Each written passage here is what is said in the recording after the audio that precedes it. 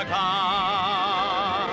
With beauty and grace, as swift as can be, watch it flying through the air. It travels in space or under the sea, and it can journey anywhere. Supercar, supercar.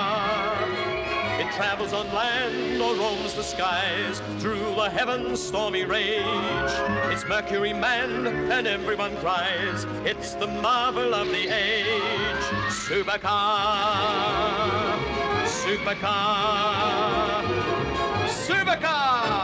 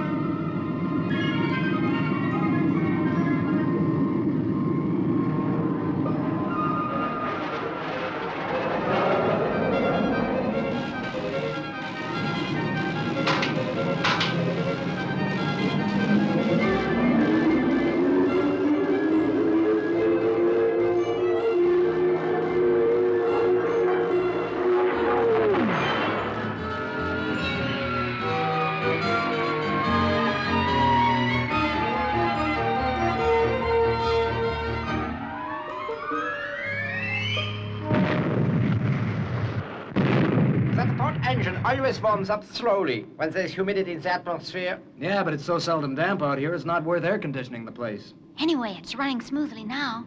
Just as well, I guess, if we're letting the press boys know about it. What do you mean? Why, the Grayburn News Agency.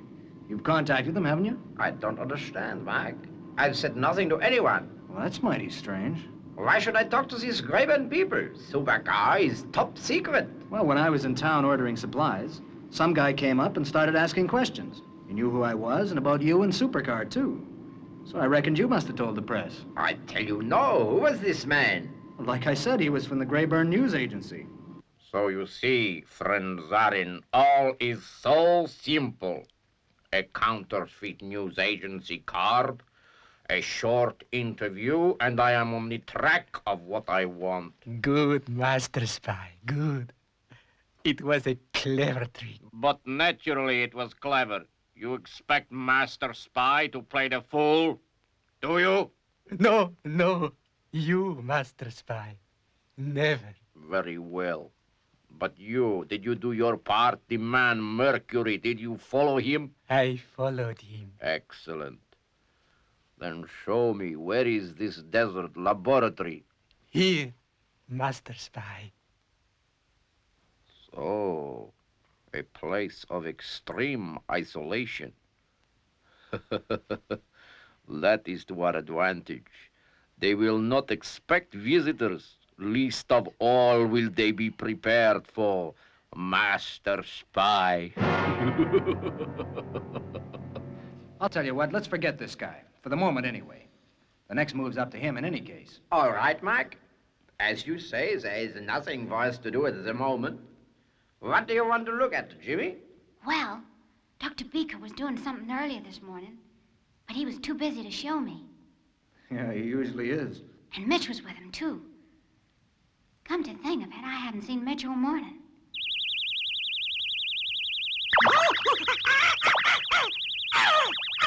I don't know what that is, Jimmy, but I'll bet it's Beaker. Me too. Let's go and see what he's cooked up.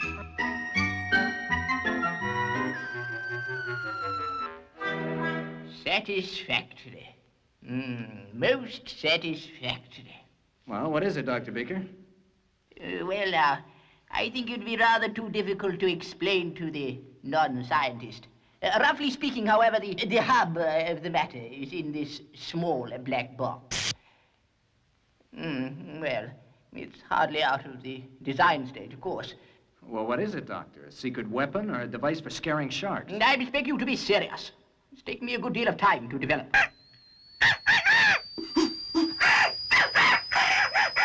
Well, it sure seems to have scared Mitch. At least it's made him pretty mad. You see what I mean, Dr. Beaker? Now, come on, what is it? Plain language that we can understand, please. Yeah, Dr. Beaker. What's it for?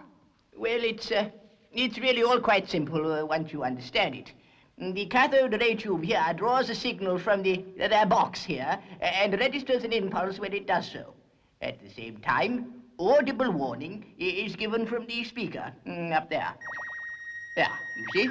And well, that's really very nearly all there is to it. Now, if I could only get some sort of reasonable balance on the amplifier here, I could, Yes, Dr. Beaker, but what's it for? Well, I guess we aren't going to get through to Dr. Beaker for the moment. I'll tell you what, Jimmy, there's something you could do for me. What's that, Mike? Well, you could help me look around all these benches for anything. Any papers, drawings to do with Supercar. Then I think we'll put them in the safe. Gee, Mike, you mean 'cause of that man you talked to? Then you're all worried about him. Just like the professor is. Well, let's not say worried. Let's just say that there's no use taking unnecessary chances. All this stuff ought to be locked up anyway. Well, that's about it. You know, working in a place like this, Professor, sometimes there gets to be more stuff lying around than you ever dreamed was possible. I have no doubt that with you in charge of things, Mike, things are going to be much more tidy from now on. What do you think we should do with the papers now we've collected them all? Well, I suppose Jimmy can take them downstairs and put them in the safe. Think you can manage that, Jimmy? Sure I can. Okay, then. He's a nice kid, that Jimmy. Always ready to help.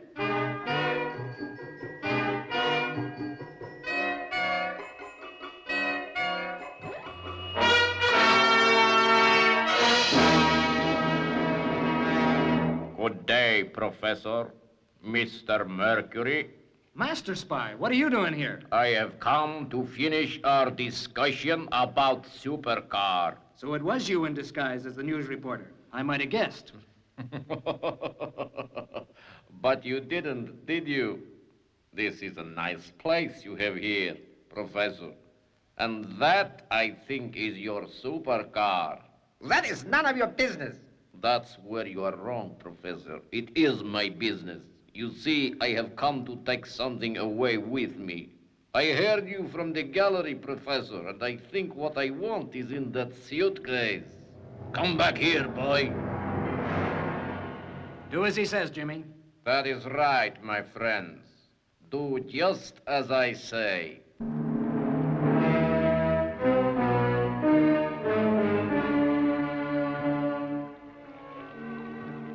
Do not move, anyone.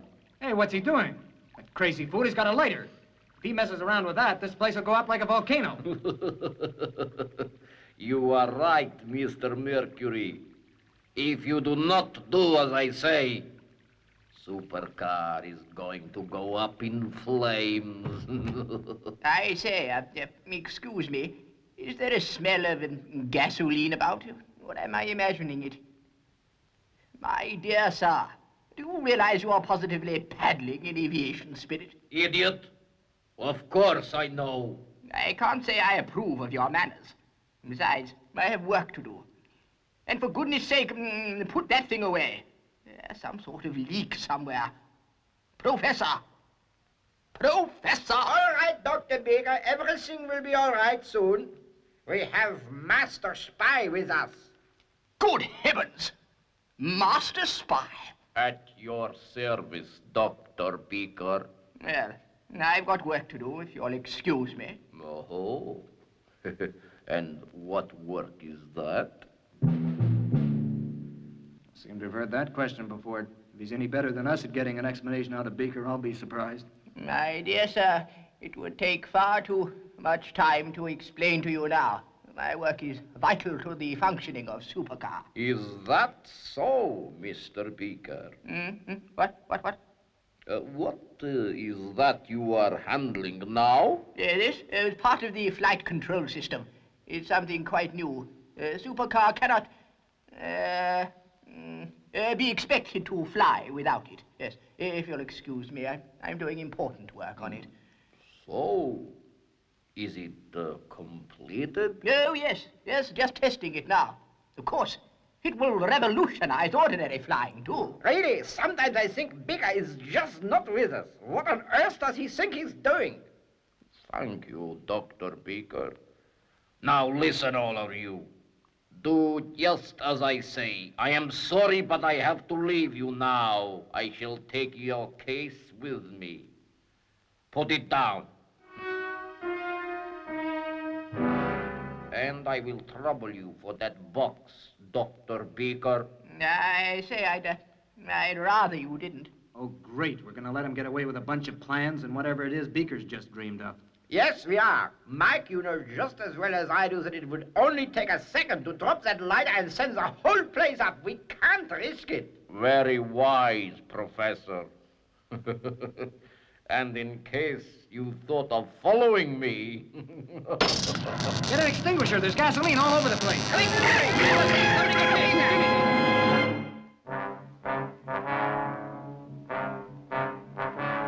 Okay for the moment. Main current off, Professor? Yes?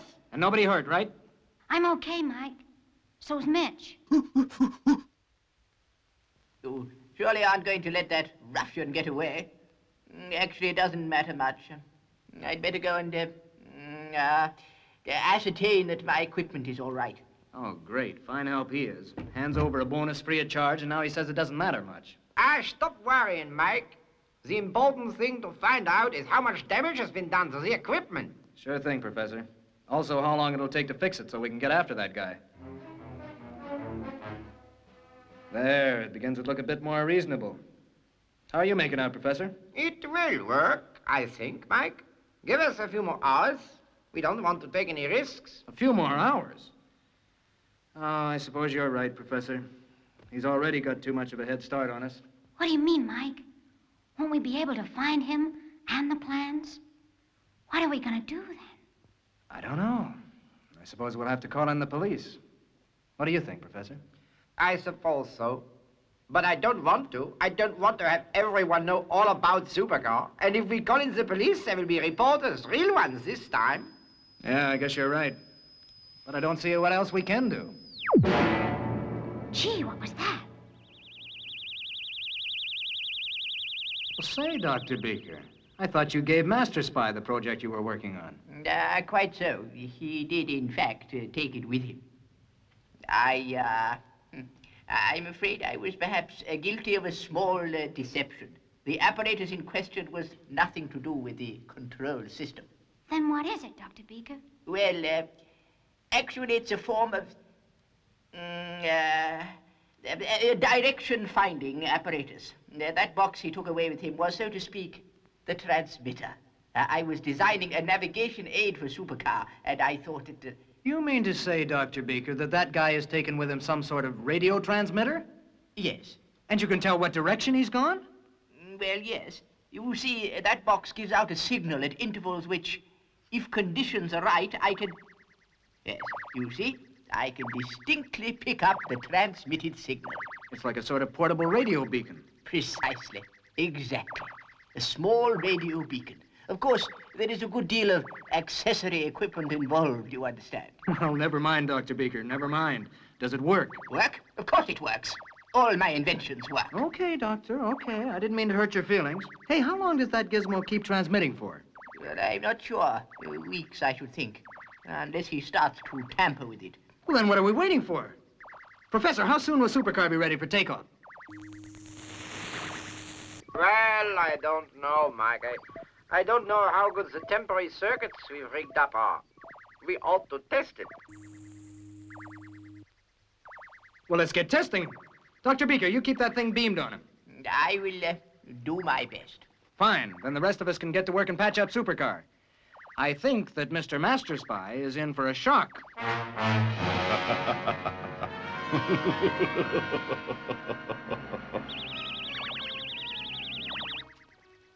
There we are, Jimmy. Still, what shall I say? Bang on target. Now, all we have to do is to get this portion of the equipment transferred to Supercar. How's it coming, Professor? Nearly ready for trial, Mike. I'm not very happy about it, but no doubt you're impatient. I sure am, Professor. I want to get after that guy as fast as I can. Never mind whether the controls look beautiful, just so long as they work. Are you sure you don't want to wait until the morning, Mike? It could be risky flying at night. I know it. But I gotta get to Masterspy before he starts investigating that box and finds out what it is. What are you planning on doing, Mike? I don't exactly know. I'll have to figure out the details when I find him. One thing's for sure, he won't have let that box out of his sight. When I find the box, I find him. All right, Mike. I'll leave it to you. Ready to test engines? Ready and waiting, Professor. Most of the switch gears still out of commission. Stand by to charge port engine. Not exactly tidy, but it works. Roger. 5,000, 7,000, 9,000. I'll fire as soon as we hit 15,000. We can test the interlock later. Just as you like, Mike. 11,000, 12,000, 13,000, 14,000. Ready to hit her. Hold it, Mike.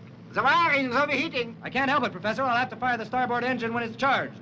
I'll switch her off almost as soon as she catches light. As quick as you can, then, Mike, or we shall have to have another session with the fire extinguishers. Roger, Professor. Just coming up. 15,000. Fire one. Okay, starboard lit. Switching off now. You'd better come out of there and give me a hand. We'll need to rewire the first stage of the console with heavier cable. Then we'll test the other engines and the wing controls. Roger, Professor. I'll be with you in a minute.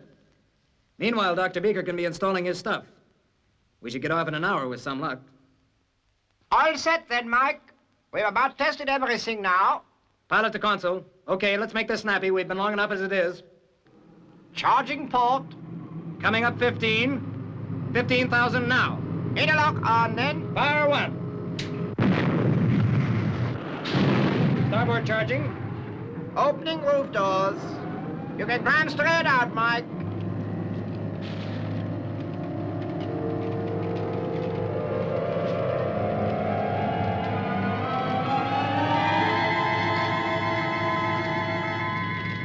Coming 15. Fire two. All set, Professor. Selecting vertical.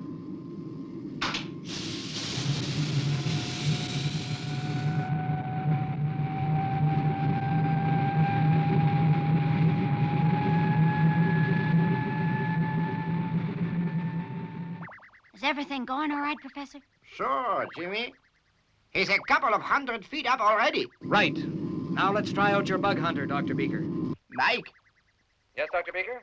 commence turn to port until the trace on your tube is level with the sight line. Roger. Port rate 1.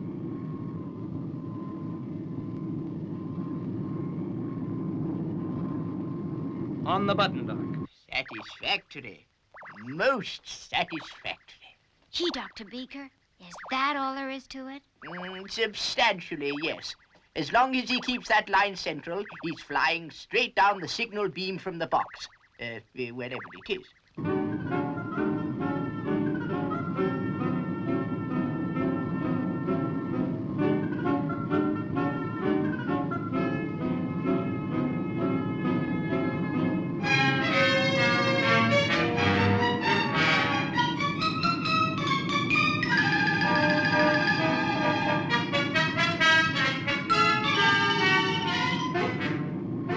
Well, friend Zarin, and what do you think of that? It was very easy. Good, Masterspy. You had no trouble.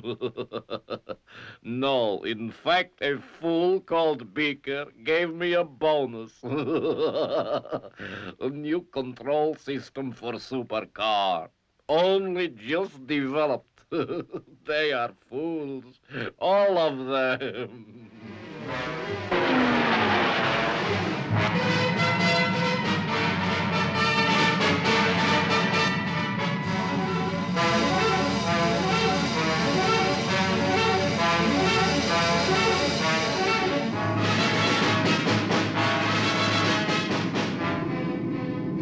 Control to pilot. What is your heading? Switching to video plan, control.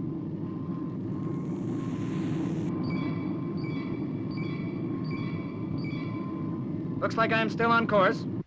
Okay, Mike, it's up to you, but don't take any chances. All seems to be here. Tomorrow we will study them more. What about the box? The box? That is more interesting. Tomorrow you will find me a man we can trust, and man who knows about such things, and we will examine it.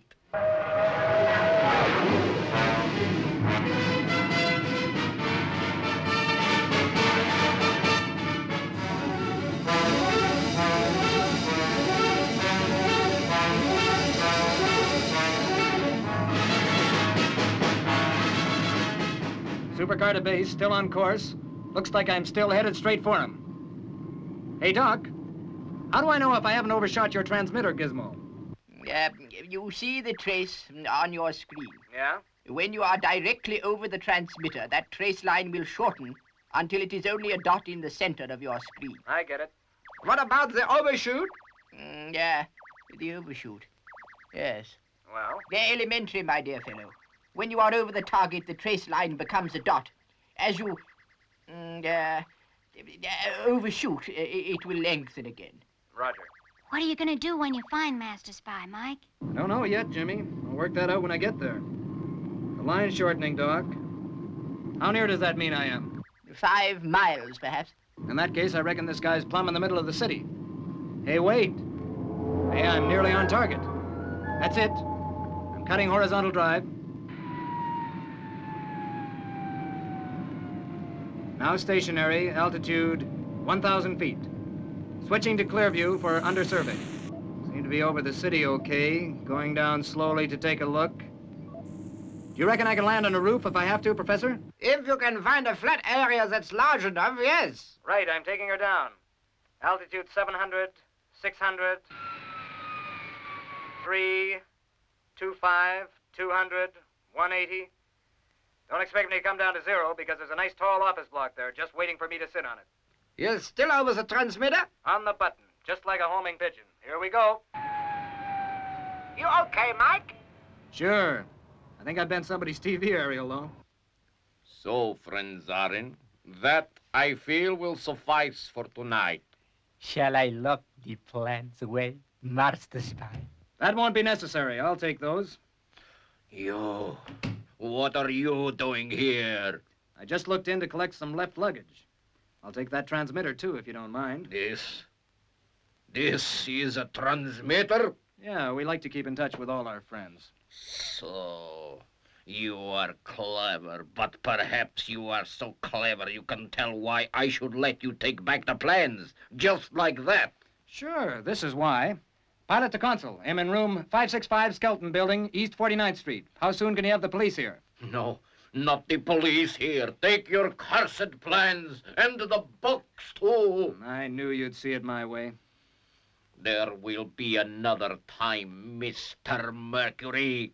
Anyway, you wouldn't really want Supercar here. The parking space is mighty limited. Satisfactory. Most satisfactory. But, Mike, we have built no apparatus which will transmit both homing signals and the human voice. So? You know that, Professor. I know it. Dr. Beaker knows it. It's too bad Master Spy didn't know it, too.